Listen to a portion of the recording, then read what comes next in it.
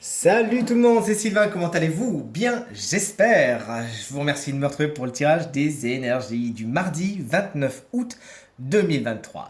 Un mardi que je vous souhaite rempli de plein de belles surprises. Allez, c'est parti, let's go. Connectez-vous à votre merveilleuse intuition qui vous fera faire votre choix entre la carte numéro 1, la carte numéro 2 ou la carte numéro 3. Et de cette façon, vous découvrirez quelle est l'énergie principale de votre journée. Pensez bien à me dire dans les commentaires quelle est la carte que vous avez choisie. Moi, mon intuition me dirige vers la carte numéro 2 et j'ai hâte de découvrir quel sera ce tirage et la teneur de ces cartes avec vous dans 3, 2, 1. Et voici le tirage à présent retourné. Si vous avez choisi la carte numéro 1, on est sur un cavalier de coupe. Aujourd'hui, les énergies sont tournées vers l'émotionnel, vers l'intérieur, vers le sentimental, disons-le. Franchement, il pourrait y avoir des personnes qui vous courtisent, ou vous pourriez vous-même courtiser, vous pourriez échanger de belles paroles. Alors attention, puisque le tirage est général, on peut aussi élargir ses bons sentiments et ses démonstrations, ses manifestations d'affection à un cercle plus large, c'est-à-dire les amis, la famille. Mais traditionnellement, le cavalier de coupe en général, c'est des poésies qu'il raconte, c'est pas les infos qu'il vient délivrer. Des propositions de sortie, des propositions agréables peuvent également venir à vous aujourd'hui.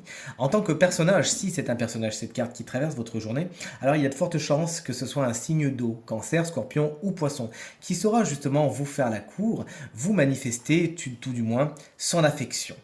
Voici, comme moi, vous avez choisi la carte numéro 2. Alors, c'est la seule carte inversée. Elle est pas méchante non plus. On est sur un 2 de denier inversé. Il faut juste bien s'organiser. Tout simplement, ce 2 de denier nous dit qu'au niveau de jongler dans la journée, ça peut être un peu problématique ou voire chaotique. Mais si on s'organise bien, tout se passera pour le mieux.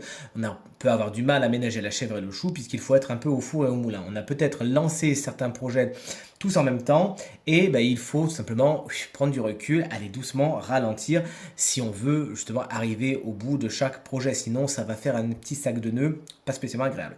Cette carte vous explique également que vous pourriez avoir quelques déboires au niveau du matériel et du financier. Elle prend donc la valeur d'une guidance et donc de conseils. Faites attention à ce niveau, priorisez, hiérarchisez, budgétisez et tout se passera pour le mieux vous pourrez atteindre vos objectifs. Et si vous avez choisi la carte numéro 3, on est sur un 5 de coupe comme vous le voyez.